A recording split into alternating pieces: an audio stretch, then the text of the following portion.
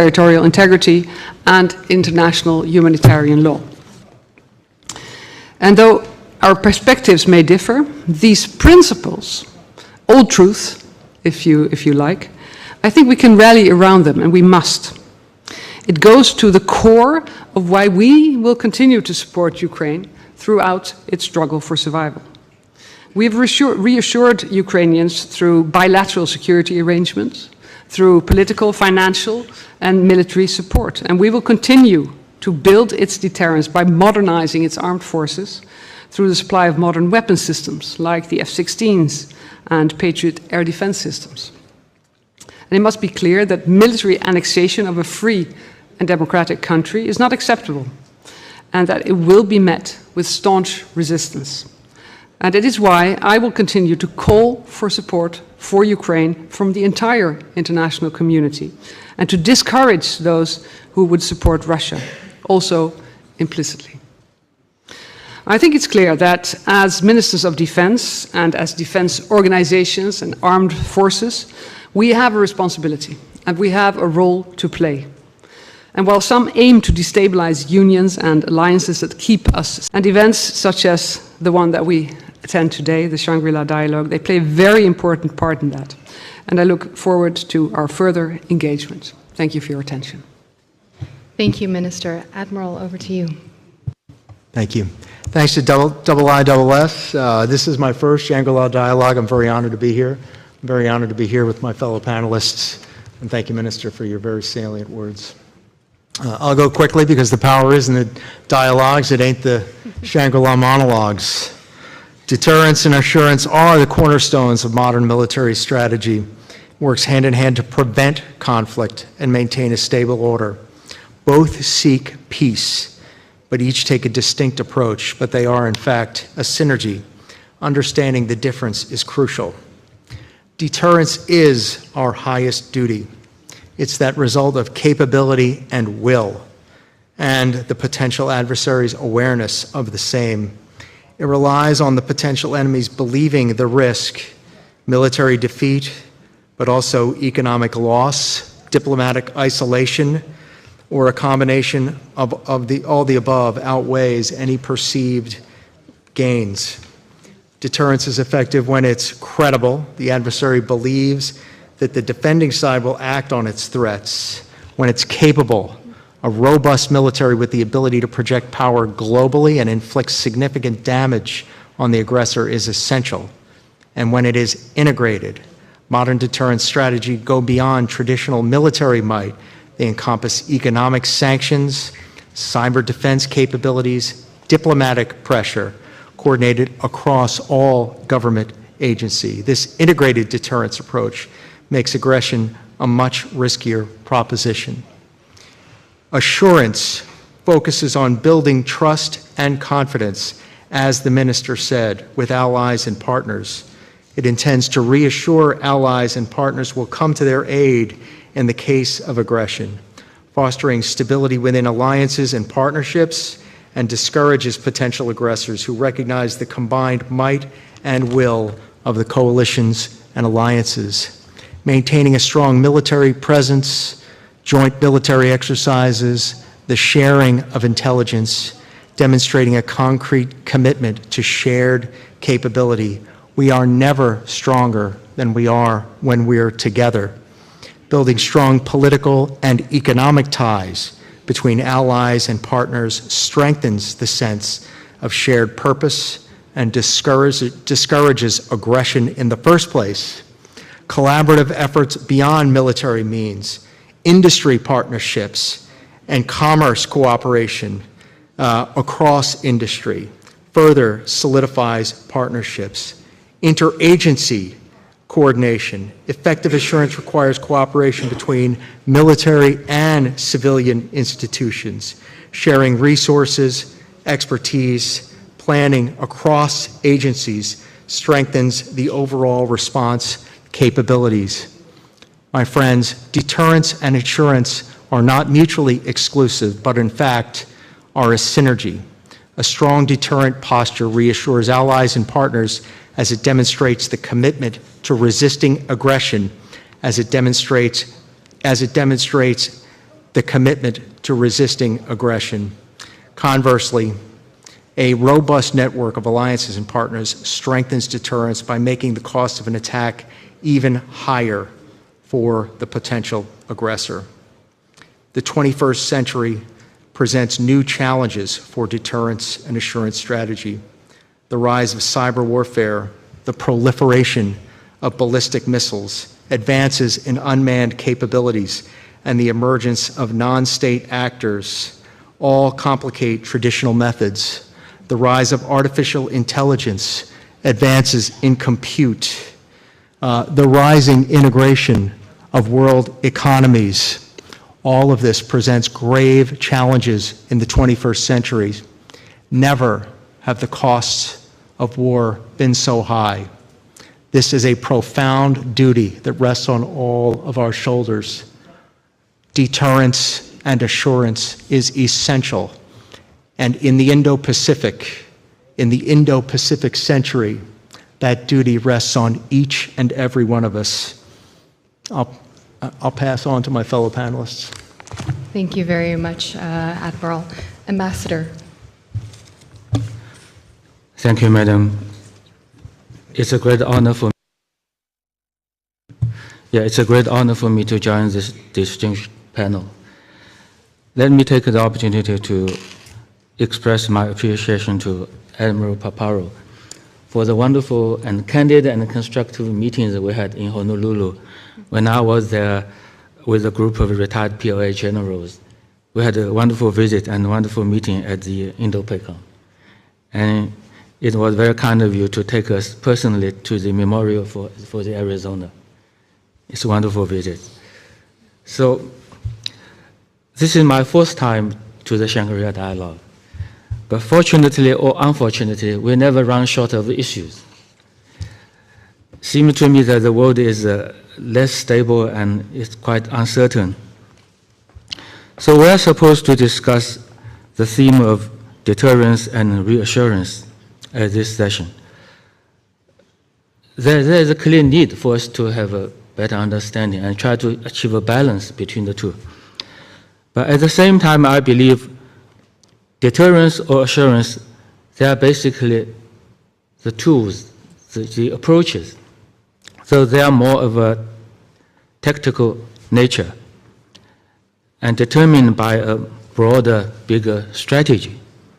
And what is really strategic and what is really important, I believe, is our perception of the world, our perception of ourselves and our relationship in this fast-changing world. That will determine our approach. That will make the difference.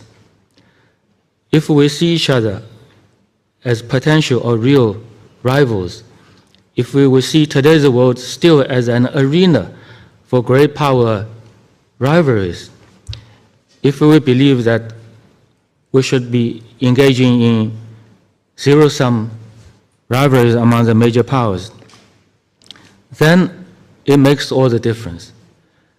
Then we might have to resort to deterrence more than necessary. And deterrence could very well escalate into real threat or even open conflicts.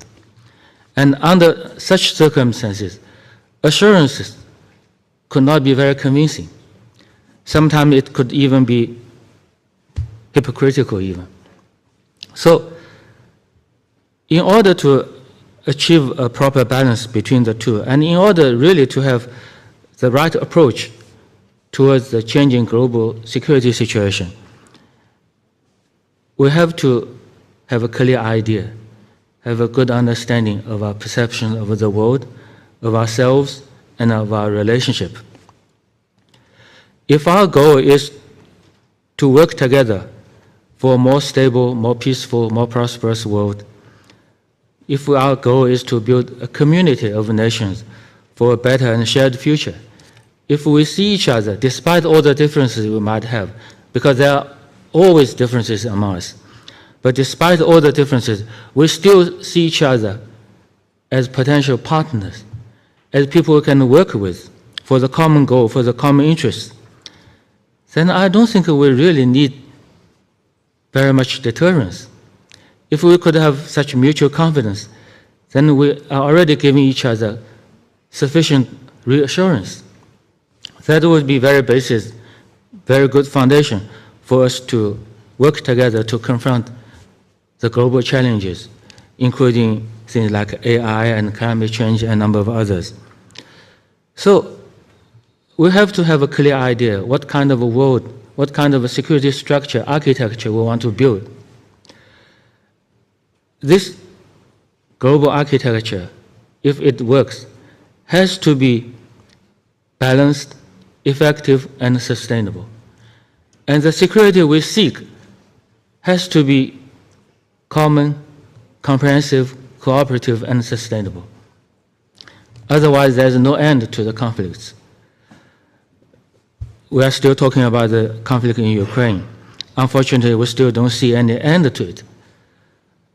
We in China, we are working very hard, and we always stand for a peaceful solution. We want people to come back to the negotiating table to find a peaceful solution to the conflict. And what is happening in the Middle East? Civilians, innocent people are dying every day. The international community seems to be paralyzed, although there is very strong public opinion in all countries. But what is happening is still happening. So we have to look at these ongoing conflicts and look at the real serious global security challenges and aim at building a new kind of security architecture that is really balanced and effective, that will work for the interests of all the countries, that will take care of the sovereignty and territorial integrity of all the countries, take care of the legitimate security concerns of all countries. Otherwise, we'll have an endless list of issues for the Shangri-La dialogue. I'm in full support of the dialogue, of course. But I hope we could have some more positive and constructive issues on the list. Thank you, Madam. Thank you, Ambassador. Admiral Fontier. Thank you very much. I'm very happy to be there for the third time. First, I'd like to come back on the accurate definition of words we employ in this, in the theme of this discussion. Deterrence. In French, we have a single word, and you have two words in English, dissuasion or deterrence. For the French policymakers and practitioners, dissuasion is strongly and exclusively associated with nuclear rhetoric. So I will therefore limit my speech on the conventional side of deterrence that I could express, quite as Admiral Paparo said, as a defensive strategy, which is to prevent an aggressor to committing confrontation, to demonstrate the futility and catastrophic consequences of launching a war, and so undermine the potential benefits of an attack. We can remind the words of Winston Churchill in the 40s when he said, "Never, never, never believe any war to be smooth and easy. The statesman who yields to war must realize that once the signal is given, he is no longer the master of policy, but the slave of unforeseeable and uncontrollable events." Second term, reassurance. We could say that it explains it's a given guarantee to an ally to stand by him if deterrence fails. Reassurance contributes to deterrence in the way it complicates aggressors' calculus. Nevertheless, history and recent events, especially in Europe, show that it's neither an easy trip nor a 100% safe strategy. The French experience during the Cold War, particularly in the 80s, illustrates how desymmetrization would say the introduction of additional players in the strategic equation can provide alternative pathways for managing crisis and preventing uncontrolled escalation. At a time when risks of strategic decoupling and the escalation of nuclear stockpiles were placing Western Europe at a significant risk, this approach suggested that involving actors with credible influence and freedom of maneuver could inherently contribute to regional stability and de-escalation. This method underscores the importance of diversified strategic interactions, similar to adding an additional player on the chessboard or I would say here, a Go game board, thus offering more nuanced and controlled responses to potential conflicts. In a period of rise of tensions, we have to avoid automatic escalation scenarios and prefer thickening credibility, determination, and strategic uncertainty. This uncertainty demands regional actors to develop robust multilateral partnerships, extending beyond mere military training and procurement to include diplomatic engagements and public communications. By showcasing the availability of multiple strategic options, these actors can effectively signal their capability and resolve, thereby deterring adversaries and contributing to regional stability. In practical, France's commitment in the region aims to develop and strengthen the strategic options of its partners. This involvement is both bilateral and multilateral, and is characterized by a coherent strategy that integrates field deployments, such as enhanced and durable presence, patrols in the broader region, and exercises with local and foreign partners. It also aims to develop industrial partnerships and consistent diplomatic posture to demonstrate solidarity and resolve, and finally, alignment of interests. At the same time, we aim at helping our partners to develop the means required for a true sovereignty, which helps them to play the role of third and independent party in the region, as I underlined it previously. Regarding practical handling of flashpoints, it is crucial to establish daily codes of conduct, foster mutual understanding of sensitive issues, and maintain reliable channels of communication. These tools are difficult to build and require a consistent coordination between field operations and political directives.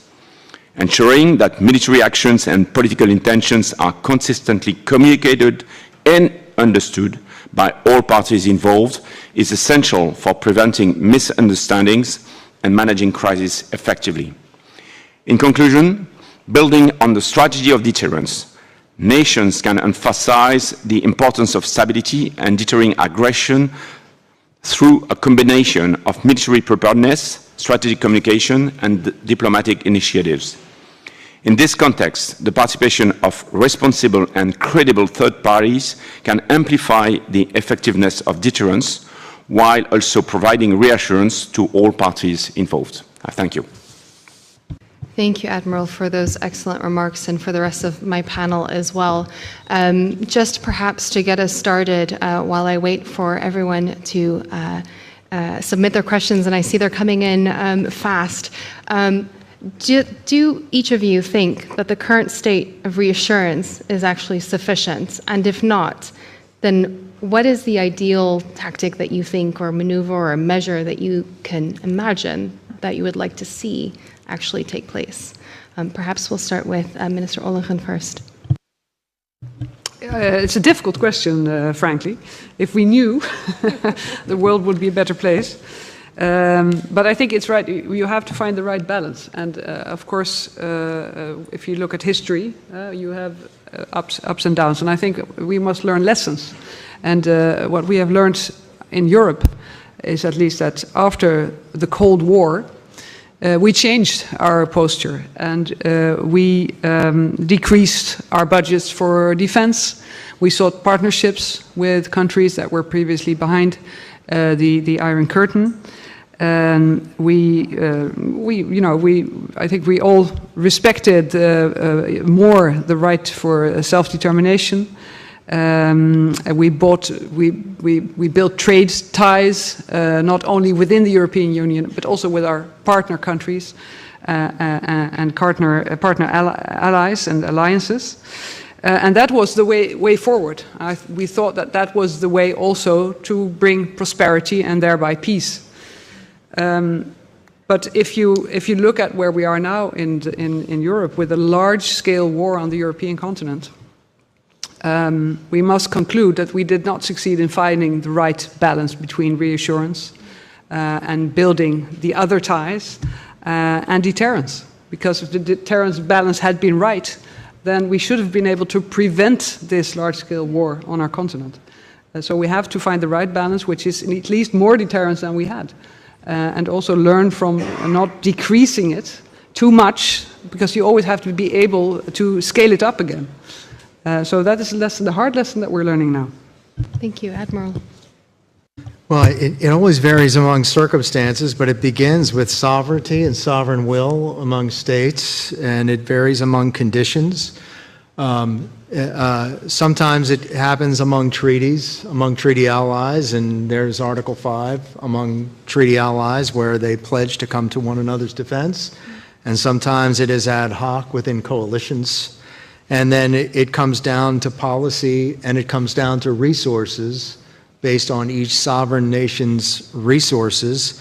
And reassurance goes both ways according to policies and resources based on those conditions, and it's always iterative based on those conditions, and it is a dance. It's a dance according to conditions, and it's implemented by diplomats, and it's implemented by commanders every day, and hence the discussion of the interagency, and hence the discussion within policy, and hence the discussion among commanders at all times, which is why the integrated approach is so important. And the question is it enough? It depends entirely among the conditions, but to be always seeking that proper alignment. Colin S. Gray, the British strategist, said, policy is king. Is what he once said. I think is really important, and always getting that balance right. Admiral. So, as Minister said, if we had the solution, we would have already applied it. Peace, I think peace is not an auto-stable principle. In fact, it's a result of pressure and counter-pressure. Each living system on this planet is a defense system. Even bacteries have defense systems. And so peace, and somehow as war, is the expression of a sort of dialogue. So I think first is to re-establish dialogue. When dialogue is impossible, danger is there. And so I think this dialogue is, the core point of dialogue is a discussion about interests, own interest and global interest. And someone said we are in a global competition. I think peace is the result of dealing with interests in this competition. So really, I think the discussion is the core, and confident discussion is the core of stability, and perhaps, and it's what we do here in Shangri-La, is trying to find ways to have deeper discussions. And Ambassador, do you have any additional comments? Yeah. Thank you. I just realized that I am the only diplomat on the panel, and I'm the only Asian on the panel. So, first of all, I fully understand why our American and European friends are so concerned about deterrence and all these things, because actually in the 20th century, 2 world wars started in Europe. And you still have ongoing conflicts. It's very unfortunate. And Dr. Henry Kissinger, I respect him very much. He was a mastermind on ideas like deterrence and so on. But today we are living in the 21st century, and we really have to think about it. Is that kind of approach really serves the purpose of a global peace? Is this really what our people want? Building military blocks, having 2 major military blocks confronting each other with very high risks of real war or even nuclear wars. Is that a right approach? Indeed. And by comparison, here in Asia Pacific, of course, we also had our part of very severe wars here. Even during the Cold War years, two biggest hot wars took place in Asia, the Korean War and the Vietnam War. But we in Asia, we have learned the lessons. So for the last few decades, we have worked very effectively together to build peace, to make peace and build peace, and to promote prosperity. We developed the kind of people call the ASEAN way, the idea of ASEAN centrality. So we have made very effective mechanism for regional cooperation, despite all the differences we still have. If we look at very closely at the differences among Asian countries, there are numerous of them. But we see a larger, much larger common interests, and we find a new approach. Maybe we could compare our lessons sometime. Thank you. Ambassador, my dear friend, you're speaking as if all the panelists here want to fight. You're speaking to three people, and that is absolutely the last thing that we want to do. We are the life insurance policy against fighting. We have children in uniform, and that is the very last thing that we do. We're sitting on a panel called Deterrence and Reassurance. And the very first statement that we made was that deterrence is our first duty. In fact, all of human history has said that we don't want to fight. And so the assumption somehow that all of us want to fight, and you are the lone human being on this panel that wants peace, if that is the point that you're making, my dear friend, that is not the case. We want peace every bit as much as you do, my friend.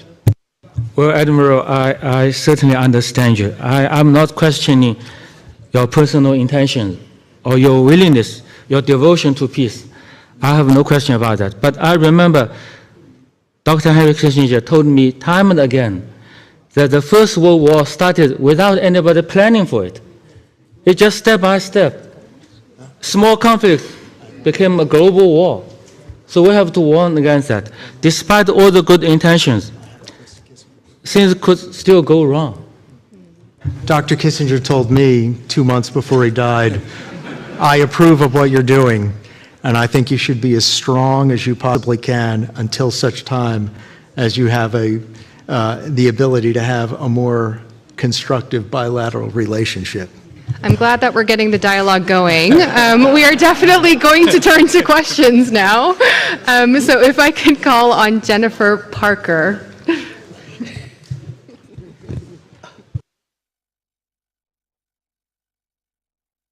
Here. I'm Jennifer Parker from the National Security College in Australia. And my question is really for Ambassador Q, but the whole panel can take it. You talked in your introductory remarks about building a new security architecture that is balanced and effective. I'm wondering if you could expand on what you think that new security architecture looks like. Thank you. I'll take two more questions. Ishan Tharoor. Thank you. Ishan Tharoor at the Washington Post. My question is for Minister Ollongren. In discussing the war in Ukraine, you raised the understandable and justifiable appeal to principles of international law, international humanitarian law. And I was wondering, given what we've seen over the last half year in the Middle East, whether you see the tension, and this is certainly the perspective of many outside of the West, between these appeals for solidarity with Ukraine on the principles of humanitarian international law and the ways in which the West or certain powers in the West are applying those same principles or not applying them in the Middle East. Thank you. And then from the IISS, Antoine Levesque. Thank you. Antoine Levesque from the IISS. I look at South Asia. I want to ask Admiral Pararo what you meant when you said that intelligence sharing was good and implied that it was stabilizing. This is something which treaty allies can do fairly seamlessly, but when I work on India, I see that this is not quite as easy to organize. So first, it's a question of how do you promote sharing across a a different set of players with which the US has a different set of relationships? And secondly, is it possible to promote some degree of transparency about what intelligence sharing is not? Because looking at South Asia, I see concerns being expressed in Pakistan, for example, about the impact of intelligence sharing with India, and giving some form of reassurance about what intelligence sharing is not would go some ways to addressing some of the concerns. And I'm sure similar concerns can be expressed across the wider Indo-Pacific theatre. Thank you. Thank you. I think I'll turn to Ambassador Cui first, then to Mr. Olengen, and to Admiral Paparo. And Admiral Vendier, I am sure that there are also quite a few themes in there that potentially you would like to comment on as well. So Ambassador, over to you first. Well, thank you. I think in terms of security architecture, actually we already have something, like the United Nations Security Council. That was something built on the basis of the lesson the humanity learned from the 2 world wars. And although people may say this is not a very fair structure, but still there's a balanced approach to the security needs of all the major countries. It could work, and it worked in the past from time to time. But when there's severe disagreement among the major countries, when they have totally different world outlook, then even the Security Council could fail. This is very unfortunate. So even for some of the ongoing conflicts, if people continue to see one of the major countries, one of the P5 countries, as an enemy state, then there's no hope that we could end the conflicts very soon. We could restore peace very soon. We have to realize that all the security interests, the legitimate security interests of all the countries should be taken care of, and there should be a balanced approach. Nobody should have the illusion that once they have the upper hand in the battlefield, then they will force the other side to come down and negotiate. There's no an end to it. It could only end in continued war and arms race. So, in order to have a more effective security architecture, to improve the existing architecture, we have to have some new concept about what security really means for us and how to achieve this kind of security. We also have to take into consideration some of the emerging new security threats, like the AI. Of course, progress of technology should always be good for humanity, but there's such uncertainty about AI. That was one of the last things Dr. Henry Kissinger told us, that we should work on that together, not separately, but together. So we started both track 1, track 2 dialogue with the United States on AI.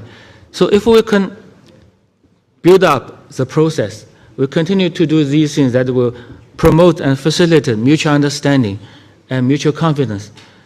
Gradually, a new security architecture, a global security architecture might emerge as a result of our joint efforts. I hope we could do it together. Thank you. Thank you. Minister Olengen.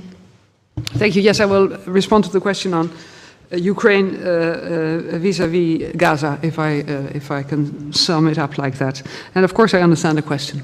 And I think if you boil down to the principle, then I think the principle that we see in the war in Ukraine is that it is an illegal war, that Russia had no right to invade Ukraine, and that Ukraine, in self-defense, has every right to fight the aggressor. And if we provide weapons to Ukraine, we ask two things. We ask them to do it in their self-defense, and we ask them to apply to the rule of law, in this case, humanitarian war rules. And that's very important, because when we look at the war in Gaza, we also felt after the 7th of October that Israel had the right to self-defense to a terrorist attack. So that is the principle there. But ever since, we, as the Netherlands, but also many other European countries, have said to Israel, if you conduct this war, you must also abide to the rules that we have internationally agreed upon when you conduct a war. And that is where we, of course, have many doubts, because there are too many civil casualties, children dying, and people also dying from hunger in Gaza. And that is why we are pushing for humanitarian aid. That's why we're telling Israel now you have to comply by the rule of the court that has said you have to stop in Rafah. We have to have a ceasefire, and you have to start planning for the future, which is a two-state solution. And that is the political pressure that we constantly and increasingly are putting on Israel, and we will discuss it with Israel in the EU-Israel Association Council, which I think is a very significant step. The principles are absolutely applicable to all situations.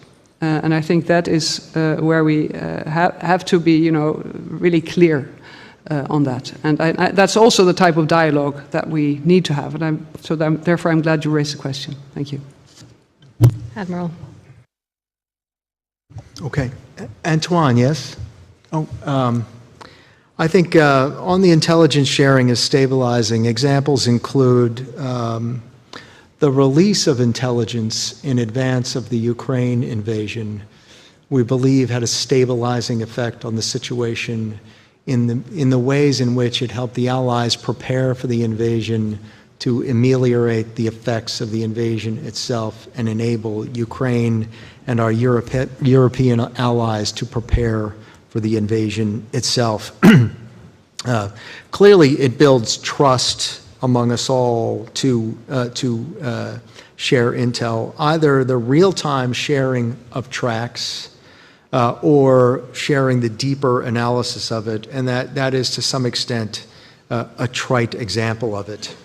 And then, and there are some deeper methods, and by this is some of the things that we're working on, particularly in the Indo-PACOM mission network, what we've worked in CENTCOM for the CENTCOM partner network, where the information is not necessarily unobtainium in parlance, but the sources and methods are, and that is to build a filter so that the sources and methods are transparent, are opaque to all of the users, but the tracks themselves are usable to all members, which enables us to get the information to all, but helps us protect some of those elements that may not necessarily be shareable, but provides the utility of the information, and all of that builds the utility of the information of it all.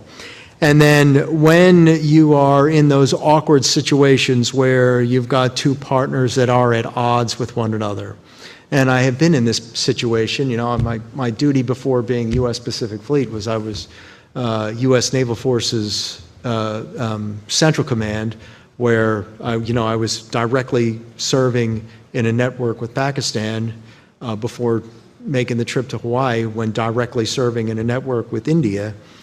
It's just having the integrity to never betray a partner to the other, and then asking that partner to trust that that's the case. And I never have. And whether they believe me or not, I don't.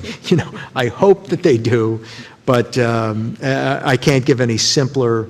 I can't give any simpler answer than that. I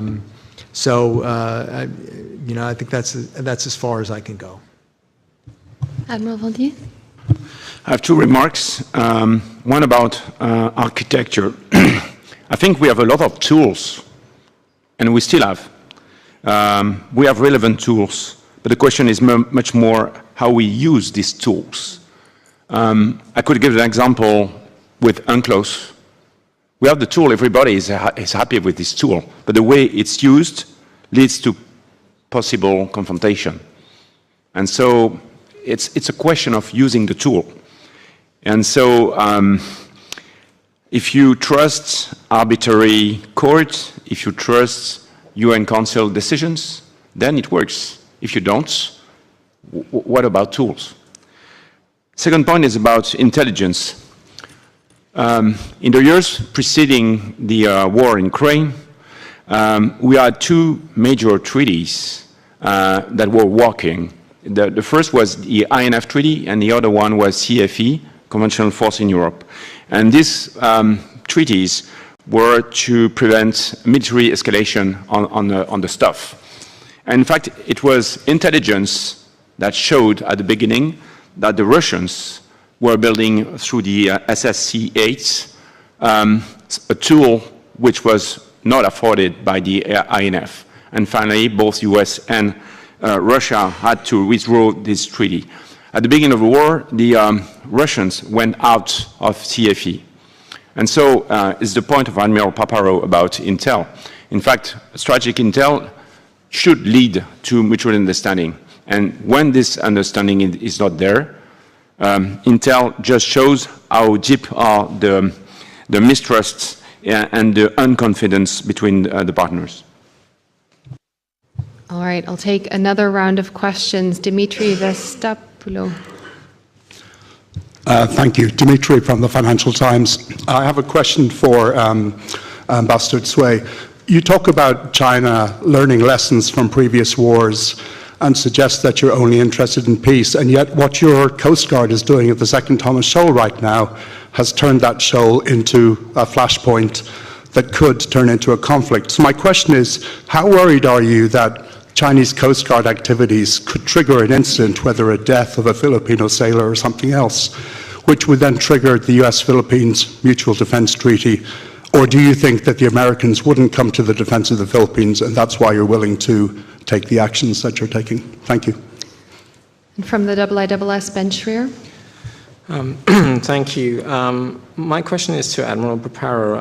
Admiral, I would like to take the conversation back to deterrence. Arguably enhancing the credibility of Allied deterrence requires more collective war-fighting capability in this region, including more multilateral defense planning and command and control arrangements, but there is no Asian NATO that could facilitate that. So I wondered if you could comment on some of the opportunities that you see to building more effective multilateral Allied command and control arrangement to enhance deterrence. Thank you. Joe Bo. I'm really happy to see Asia Pacific appeared in the title, which is normally not the case when people normally talk about Indo-Pacific. Be it deterrence or reassurance, it's basically about the China-US competition or rivalry. In the past, I worry more about South China Sea because we have too many cases of ships and aircraft getting too close. But now I start to worry more about Taiwan. The reason is because of the newly elected leader. When it comes to China's Taiwan policy, I think I can characterize it with two key words. One is confidence, another is patience. So with China's growth of strength, would China become more confident about eventual peaceful reunification, or would it become more impatient? Yeah, so as to resort to use of force. Theoretically, it is just a kind of a struggle of these two questions. But here, what I want to say is the United States now would play a more important role than ever, in making this situation less volatile, because this leader just described himself as a pragmatic Taiwanese independence worker. So that is why I'm extremely happy to see today that my defense minister actually had a meeting, long overdue meeting with American Secretary of Defense. Even if they're talking about the same issues, I would be very much happy. So, and I hope, because this Shangri-La dialogue is so important in that at least it would provide one more chance for Chinese defense minister to talk to his counterpart. One more chance. So I hope they would really make best use of such chances. In the future, what can characterize our relationship In the Cold War, it is trust but verify. As I have written in Foreign Affairs, I hope in the future it is trust but talk. Let's talk more. It's a comment rather than question. Thank you. Thank you. And No Di Lan? Yes, thank you very much. Lan from the Diplomatic Academy of Vietnam. So this is a question for all our esteemed speakers. My question is that we've heard a lot about reassuring partners and allies, but what about reassuring rivals or adversaries? To what extent, in your view, is it necessary to reassure countries that have different views or even rivaling interests? And what can your respective country do better to reassure competitors? Thank you. Thank you. Perhaps we'll start, Admiral Paparo, with you around the question of command and control.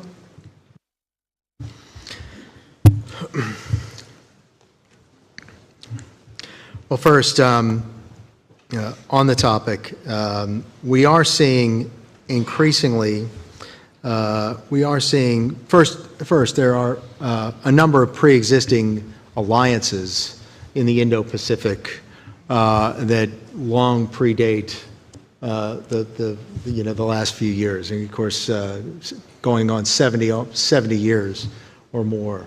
The U.S.-Japan alliance, the U.S.-Philippine alliance, the U.S.-Australia alliance, and increasingly in exercises, exercise Keen Edge for the Defense of Japan, exercise Pac Sentry.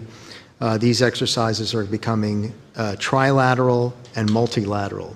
And my predecessor has had as his initiatives that I have continued to implement networks, the Indo-PACOM mission network, among them networks that will enable us to serve together and to operate together so that we can operate together, so that we can operate effectively together.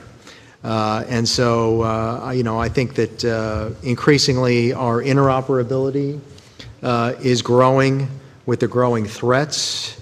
At this time, I don't think that it's necessary that the region coalesces into a larger treaty organization at this time. I think that that would be condition dependent based on the threat and based on the conditions. I think that we've inherently achieved the effect. I think that it's conditions based. I think the technical capability is there. I think the region sufficiently is practiced to operate as a coalition at this time. We certainly exercise quite a bit together. We're never satisfied with the levels of interoperability that we have. I think that's a military virtue, is to never be satisfied with your levels of proficiency. I don't foresee a collective defense organization throughout the Indo-Pacific, but I could envision a coalition that could quickly coalesce and fight together if there was a sufficient threat in the Pacific that threatened the security and stability in the Pacific. Yes, speaking about growing threats and your treaties and alliances here in the region, Ambassador Cui, there was a direct question for you regarding the Chinese Coast Guard around Second Thomas Shoal. I wonder whether you could comment on that. I think I have to make it clear at the beginning that what the Chinese Coast Guard is doing is law enforcement action. It's not military campaign. It's very different. And Chinese Coast Guard, we are only patrolling in our own territory or territorial waters or areas under our jurisdiction. We are only defending our legal rights. We are not traveling very far. Maybe, honestly, unlike the U.S. Coast Guard, we do not travel to the coast of California or Florida. We stay in areas close to China. Maybe you are eager to come to help us, but thank you very much. But for the dispute between China and the Philippines, There has been disputes for quite some time among some of the claimant countries to South China Sea. And with these countries, China has worked very hard to develop some mutual understanding and try to develop ways of managing the differences and continue to develop overall bilateral relations, continue to have possible cooperation on the sea. That's why we have had DOC, Declaration of Conduct, and we are working very hard on the COC, Code of Conduct. Hopefully we could conclude it very soon. And under the framework of the ASEAN Plus, we have had a number of cooperation projects, maritime cooperation projects. So things could work very well and very peacefully without any external interference. Honestly, there is external interference. There is some attempt from outside the region to take advantage of the existing disputes, to make it worse, to make things more difficult to solve. That's the situation we're facing today. And of course, we in China, like every other country, we have to defend our own territorial integrity, our own sovereign rights. There's no alternative to that. I think all normal countries will do that. But still, we want to have peaceful negotiations in accordance with the principles of the DOC, that all these disputes should be worked out among the sovereign states directly concerned through peaceful means. We are committed to that. We have done this all along, and we are ready to do it going forward.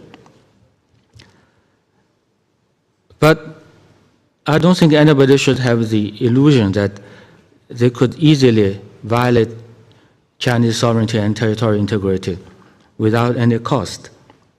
So in this regard, I think a frequent reference to defense cooperation treaty with this country or that country could only be seen as an open threat. Such coercive statements will not help us to de-escalate the tension, but it will only work to escalate the tension. So it's very clear what is the real intention. Is the intention to de-escalate or to escalate? Why is there so much reference, so frequent reference to defense cooperation treaties with no reference to DOC, to TAC, the ASEAN Treaty of Amity and Cooperation? If there's more reference to the latter, then there's much better hope that we'll control and manage and solve the disputes eventually. Thank you. Minister Ollongren. Well, I just had a comment on the comment on how could we also reassure our rivals, depending, of course, on who they are, because I think it all boils back to what kind of world do we want, and can we agree on a world where might does not make right? Can we agree on a rule-based world? And coming from a smaller country or medium-sized economy, we are really a strong believer in partnerships and alliances like the European Union, like NATO. And these organizations have partnerships with other countries and organizations. It's all connected. And therefore, of course, you need treaties, you need international rules. And we had them. We had treaties on disarmament. We had treaties on how not to use certain weapons. But then you also have to be able to depend upon those who then are your rivals to also abide by those treaties. So I think also if you look from the perspective of not being a superpower, not being a global power, but being one of many countries, then of course there's strength in numbers, and there is strength in unity, as we see now with the support of Ukraine.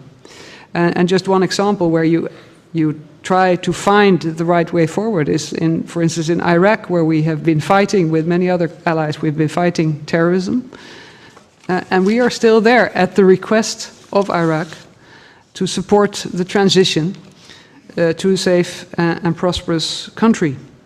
And that is, I think, how you reach out and how you show commitment in an increasingly difficult world. And that is what it all comes back to. That's trust.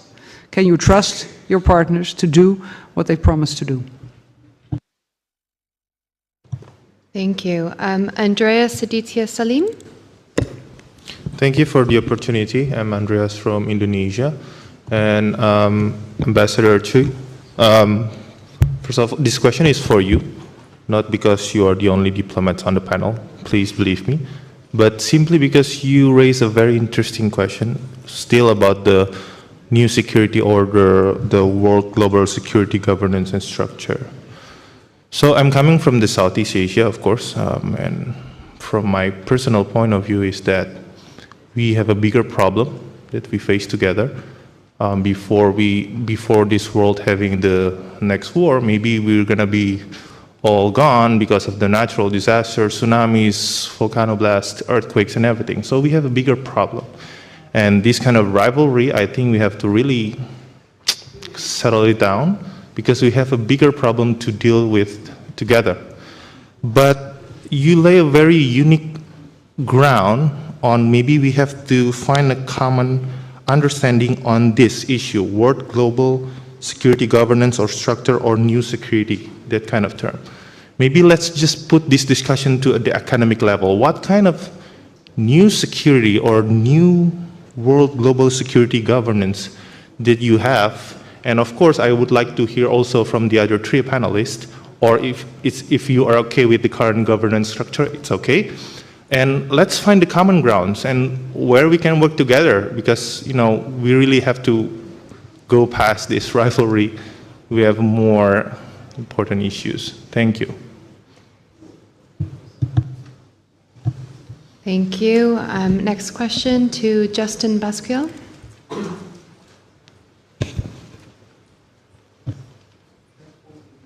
Oh. Okay.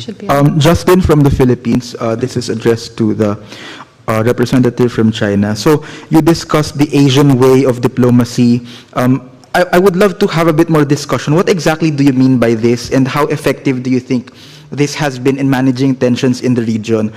From the Philippine perspective, of course, we've heard buzzwords like peaceful rise, etc., contemplative and deliberative discussions. The South China Sea Code of Conduct will come soon. We've heard that for, quite frankly, many years already. How is this different from power politics by just called another name? So please expound, like, what exactly do you mean by Asian way of diplomacy? How exactly does this differ from the traditional power politics diplomacy we've seen in previous years and even in Europe? So I think because right now the concern is that China's sort of confident already to lecture Europe how to manage its conflict, but the conflict between China and the Philippines is still simmering at the moment. So I think China should be a bit more prudent in this regard. So can you please expound what exactly this means for you? Thank you. And Ivan Watson. I also had a question for Ambassador Cui. You talked in your opening remarks about wanting to bring people back to the negotiating table when it came to Ukraine. Today, China's Ministry of Foreign Affairs announced China would not be participating in peace talks for Ukraine in Switzerland next month. Can you explain that contradiction? All right, and then the final question to Taketsugu Sato. Thank you. My name is Sato from Asahi, Japan. My question goes to Admiral Paparo. As you mentioned, the importance of integrated deterrence in order to deter Chinese aggression and to improve operational efficiency with allies. Japan and the US announced to upgrade the command and control frameworks at the latest summit meeting. So to strengthen the deterrence, would Indo-PACOM create a permanent joint team in Japan, or does a US force upgrade the status of US FJ commander from 3-star to 4-star? Thank you. Sorry for a detailed question. Right, Mr. Sato's over there. No, we like the detailed questions. That's excellent. Thank you. Ambassador Cui, you had quite a few questions for you. I wonder whether I could turn to you first. Well, thank you. I think I have to apologize to my fellow panelists. I'm using up too much time. Of course, this is not a press conference. Let me try to be as brief as possible. First, about this idea of a new security concept. I think we are actually faced with a number of growing global challenges. We refer to AI, climate change, and others, and maybe disease, natural disaster. I think you made very good points about all these real challenges. So we should not see security as a very narrowly defined concept, that just military versus military or just weapons versus weapons. We have much bigger things. The human survival could be at stake. Then none of them could be dealt with by any country single-handed. No matter how powerful the country could be, it cannot handle all these things all by itself. We have to work together. So we have to focus on such much bigger common challenges, common security threats. Even we still have differences on some of minor, maybe not quite minor, but not so major security issues. We could still try to work out the differences, but we have to focus on the growing challenges globally. So that's why we need some new understanding of what is security really means for us. And we have to try to build a new architecture that will be effective and sufficient to respond to such challenges. Then, about the what is going on between China and the Philippines, actually, it has not been, the situation has not been like this all along. Just a couple of years ago, we were quite successful in managing the differences and still developing bilateral relations very successfully. So things were much more quiet, stable than now. So we have to think about what has changed, what has brought about all the changes. But as far as we stand, we still want to have communication, negotiations with our Filipino friends, try to work out the issues constructively, quietly, peacefully, of course, and bilaterally. We do have the guiding principles. We do have the working mechanisms. We do have the proper way of handling these difficult issues, like mutual respect, taking care of each other's comfort level, and so on and so forth. We're still ready to do that. But honestly, we have to ask ourselves what has changed in the last couple of years. Then about the Ukraine issue, we always support any effort that will bring about a peaceful solution to the conflicts. But in order to any effort to succeed, it has to have both parties there, Ukrainians and Russians. Without the direct parties to the conflicts there, how could you work on a peaceful solution? It's impossible. And it has to have the equal participation of all the parties. You must give people equal footing in order to have serious discussion. And it has to give fair treatment of all the peace proposals. On that basis, you can find the best way, the most effective way out. So we are still working very hard with others to build up such conditions so that once a peace conference is convened, it could lead to peaceful results. It could stop the conflict. It could restore peace in the region. We are still committed to that. And what is interesting is now, people are very often reminding us that it has been China's traditional position to respect sovereignty and territorial integrity against foreign aggression and so on and so forth. It's very interesting because we had the same position during the Kosovo War. We had the same position during the war in Iraq. We had the same position on the situation in Syria, in Libya, and so on and so forth.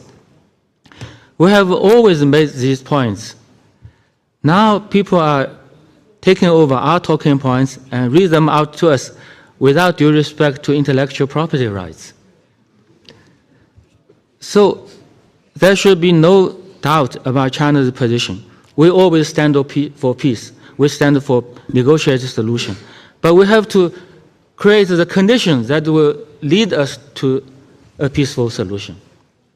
If the goal is to give any one of the two sides more advantage, then there's no hope for peace. So we have to see it very clearly. We have to make it very clear that this is a conference that will lead us to peace, not a conflict that will continue the conflicts. Thank you. Admiral Paparo. This is the Japan C2 question? Okay, thank you.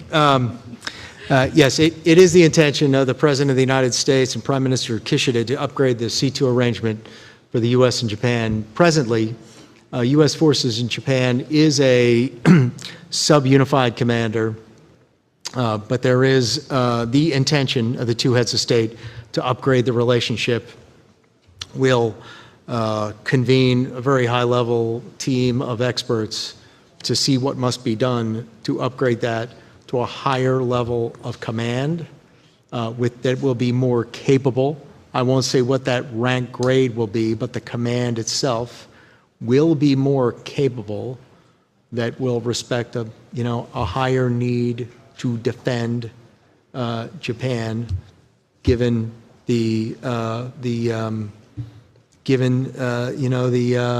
the more threatening security situation in the Indo-Pacific. Thank you, Sato-san. Arigato gozaimasu. Minister Ollongren. Well, just a very brief comment. I think we have to worry about the security architecture, the worldwide security architecture, because the one that we have is not working. And if it doesn't work in the case of Ukraine, and if it doesn't work in the case of Israel, why should it work in any other case, also in this region? So that's something that really worries me. And I would like to thank the ambassador for his points and his reassuring words on the position of China. But I think also the question asked on the peace summit in Switzerland. Yes, it is true that it is not the peace summit where Russia and Ukraine will be sitting at the table, but it could be a step towards creating that situation.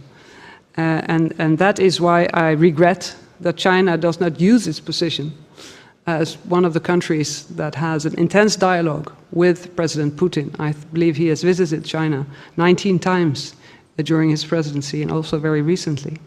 To take a step in that direction, I think the presence of China in Switzerland would help. And Admiral Bondier.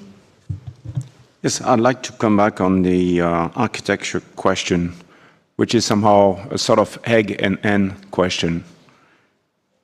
Is an architecture the consequence or the origin point of stability? It's a big question. I think the actual architecture has been built on the edge of World War II and Cold War. And during that time, we experienced very difficult moments.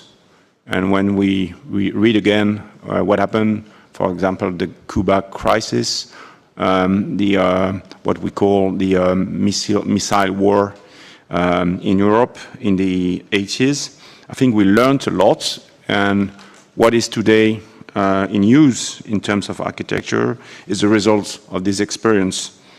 A lot of countries participate after the end of the Cold War to build up, to reinforce this architecture. And so it's a given, it's a gift received from previous generations. So I would advocate not, we have an expression in French, I don't know if it works in English, not to throw the baby with the bathwater. I think it's somehow easier to reinforce what we have in the end than to advocate for a zero table, a ground zero experience for a new architecture. Thank you. So we're going to go to the last round of questions. Anshu Roy. Thank you. This is Anshu Roy from Rhombus, United States. My question is for all the panelists, but primarily Admiral Paparo. We talked about the mission network, we talked about intelligence sharing, and we talked a lot about sources and methods and those kinds of things.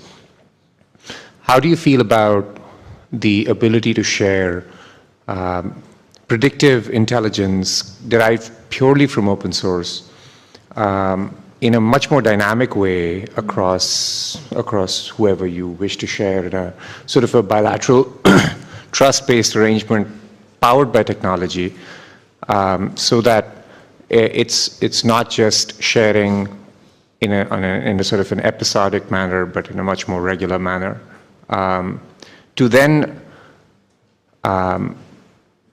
at least in theory, address questions such as measuring deterrence, such as finding ways to build trust through data and observations, and potentially creating a more trust, but as someone here said, talk kind of environment.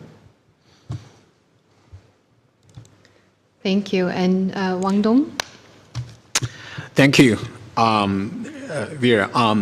As a scholar of international relations, I actually teach deterrence at university. So I greatly appreciate the excellent presentations and discussion by the distinguished panel. I've learned a great deal. I will make a very brief comment here. My remarks is actually about the definitions of deterrence and reassurances. There is actually abundant literature on deterrence, and the literature usually discusses about reassurances in the context of deterrence failure. And the scholars have collected historical data, and empirically speaking, only about 33% chances deterrence will succeed. In other words, 70% chances, more likely than not, deterrence will fail. And the studies show that deterrence fail not because you didn't give sufficient reassurance to your partners or allies. Rather, deterrence fails because you didn't give sufficient reassurance to your adversary or competitor. Here, I would like to refer to writings of leading international relations scholars such as Professor Tom Christensen of Columbia University. And Professor Christensen's writing actually tells us that one lesson about making your deterrence successful is that never cornering your adversary, never making your adversaries competitors believe that they have nothing to lose, but to confront. So if that happens, actually deterrence will more likely than not will fail. So rather, reassurance to your adversary or competitor should be an integral part of a successful deterrence strategy. So I just wanted to make a very brief comment here, and I do hope I can contribute a little bit to our discussion here. Thank you. Thank you. And a final question to Richard Walker. Thanks very much. Yeah, Richard Walker from Deutsche Welle. Yeah, that just really sparked a thought in my mind that has been going on in my mind through this conversation. We've been talking about deterrence mostly as if it's something that only Western powers, American allies do. But of course, it's also something that China does, it's something that Russia does. And I'm just curious to throw a little bit into the conversation a case of deterrence which is pretty universally regarded as inappropriate and unacceptable. That's the nuclear threats by Vladimir Putin, where he's attempting to deter certain types of Western intervention, and whether or not he's successful kind of remains to be seen.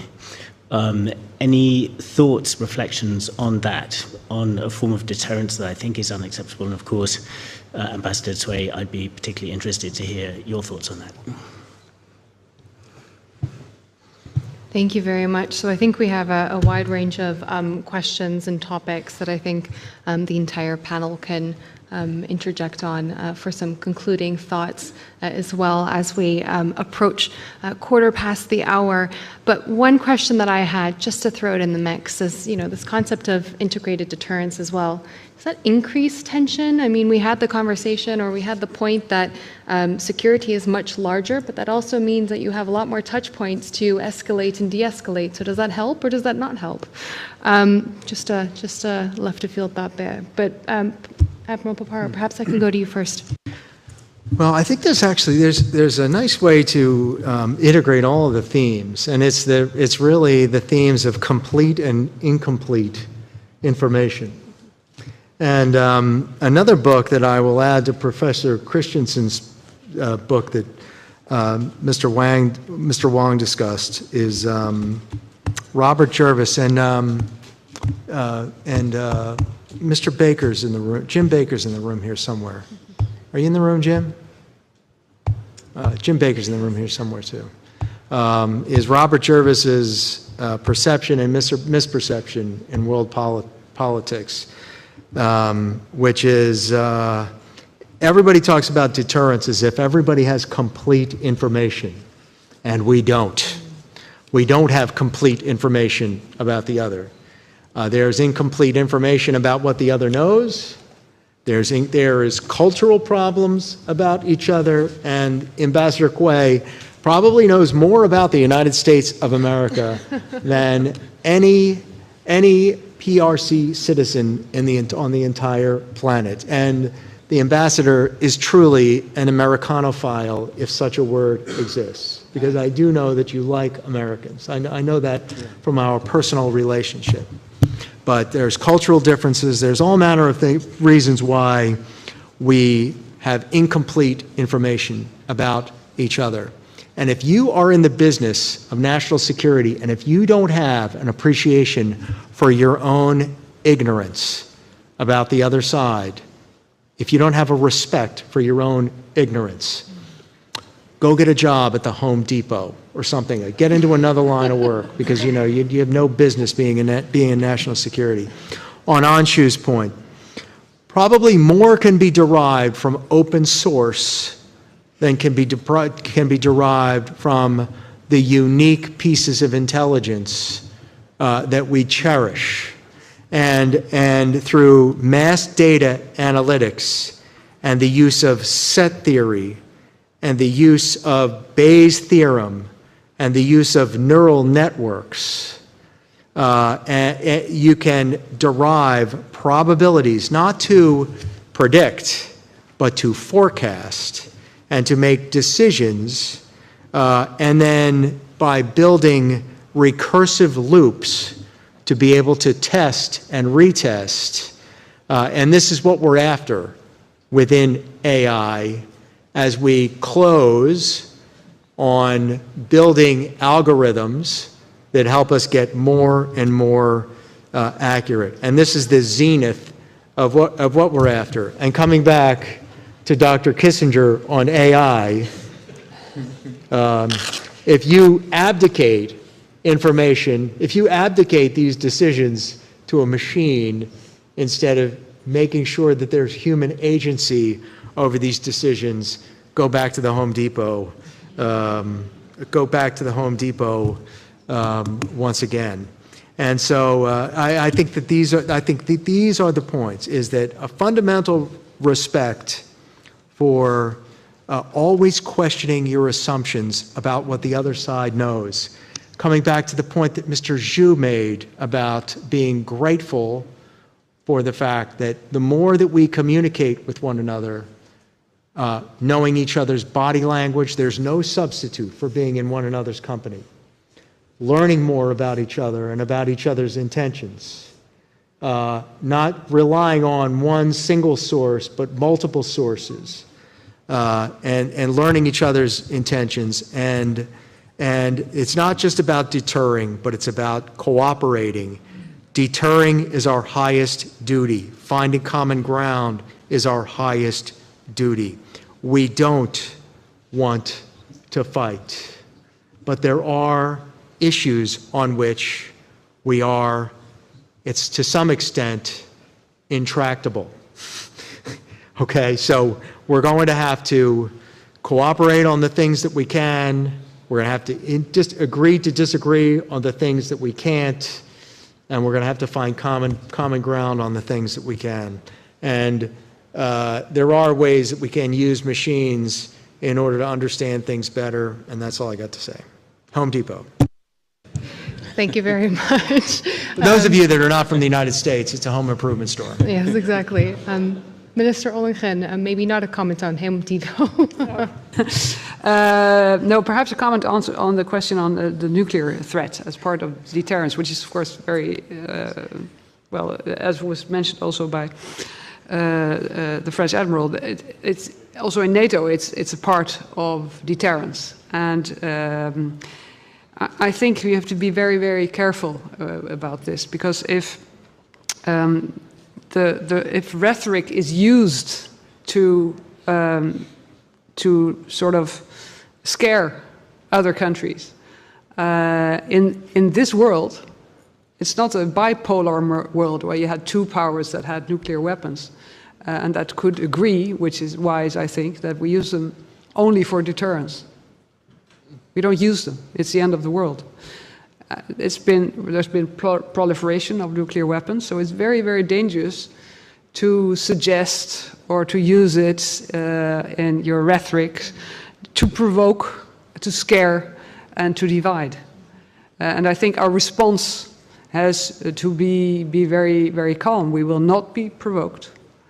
We will stick to our belief, which is as long as there are nuclear weapons in the world, we as NATO countries also have these nuclear weapons. We never want to use them. And the second thing is that we didn't much touch upon that, but deterrence and reassurance. How do you do that in a world where you are sometimes in between war and peace, in the gray zone? And there are many things happening there that people don't see, but that we know are happening. Hybrid warfare, cyber attacks, sabotage or preparations for sabotage. These are all potentially dangerous and destabilizing things that happen. And how do we address that? How do we address the fact that countries are being destabilized from within with disinformation? Vulnerable countries, small countries. We cannot go in there with military force to address these issues. How do we do reassurance and deterrence in those cases? So I'd like to leave you with that question. Thank you very much. Thank you, Minister. Admiral Van Dier. I'd like to come back on the question of predictive intelligence. I think the spread of AI gives sense to that question, but I think it's a very dangerous one. In fact, I do think personally that it's the doomsday machine. In fact, why? It was the discussion we had before about sharing intelligence. Sharing intelligence is just what it is. It's not expectations. It just shows that do you respect something, do you have proofs, do you have a smoking gun, something like this. When you go for predictive intelligence, in fact, you may put on the layer of facts expectations and then go for calculus and anticipate the calculus to modify what is expected. Deterrence is exactly the opposite, and especially the nuclear one. When you run nuclear deterrence, it's precisely a tool which diffuses expectations and calculus, because there is no victory theory about nuclear war. And so if you go for predictive intelligence, you can think that AI and computers will drive you to the good solution, which I don't think it's the case. There is an economist, a US one, which says the inevitable never happens. It's the unexpected that happens. It's Keynes. And so if you look at history, and perhaps some people around the table know the book, it's The Sleepwalkers. The Sleepwalkers. It's Christopher Clark book that shows how European leaders' expectations at the edge of the World War I drove to a catastrophic confrontation. So I do not trust that much predictive intelligence. And final word, Ambassador Cui. Thank you, Madam. I think all countries have national security concerns, very legitimate concerns, and all countries have to defend its national security interests. And in this regard, I think soldiers and diplomats are just the same. Our whole mission is to defend our national security interests. That's it. Maybe we use different ways, but our goal, our mission is the same. But in order to have better security for all, we have to have goodwill and good faith. So if the intention is to always have an upper hand or have dominance over others, then you can never reassure others that you are working for the common good. Even your deterrence may not work. So in this regard, I would like to echo many of the points made by Admiral Paparo just now. We have to aim at the common interests, mutual needs, and what are the common goals we should try to achieve in the long run. Then, with this goal in mind, we could work on the specific differences. We could choose this tactic or other tactic. Only when we share the same goal, then reassurances could be convincing. Or even people want to use necessary deterrence, it could also be convincing.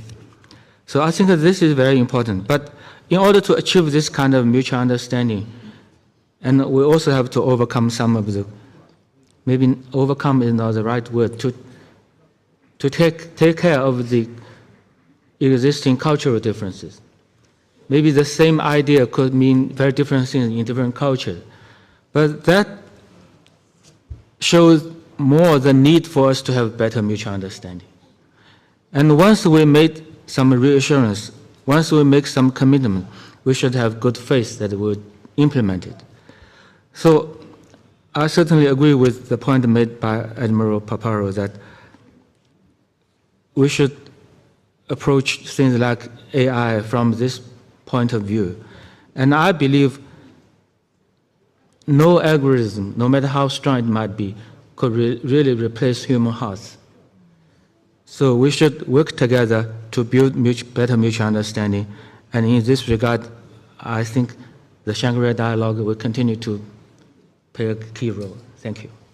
Thank you so much, Ambassador, and thank you to the whole panel for your excellent remarks and for the food for thought that you have given us to take away and deliberate more on over the next 2 days. The fact that we are 5 minutes over and the room is still absolutely packed, I think speaks to the importance of this topic. And I know that you will all take away your thoughts and continue that discussion as we pursue the very noble objective of defense diplomacy and dialogue here at the Shangri-La Dialogue this year. But before you leave, please do join me in thanking the panelists.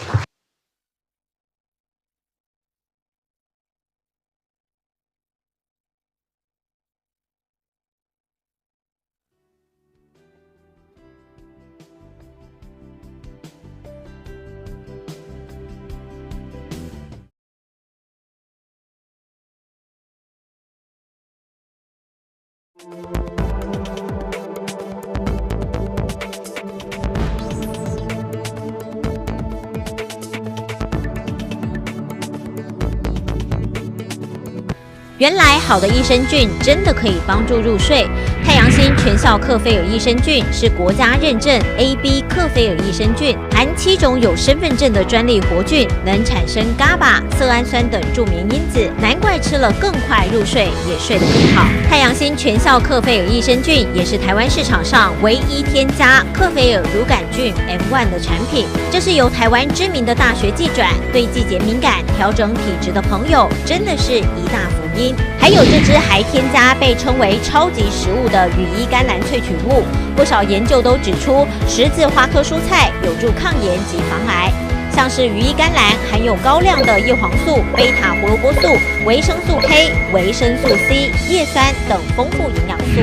太阳鲜全效克菲尔益生菌专利制成，无塑化剂、无重金属、无人工添加物、无410项农药、无香料调味剂、无防腐剂、无色素，7大保证、7大认证，觉得好安心。每日克菲尔，时刻美好 ，Good Feel Feel Good， 快点购下单！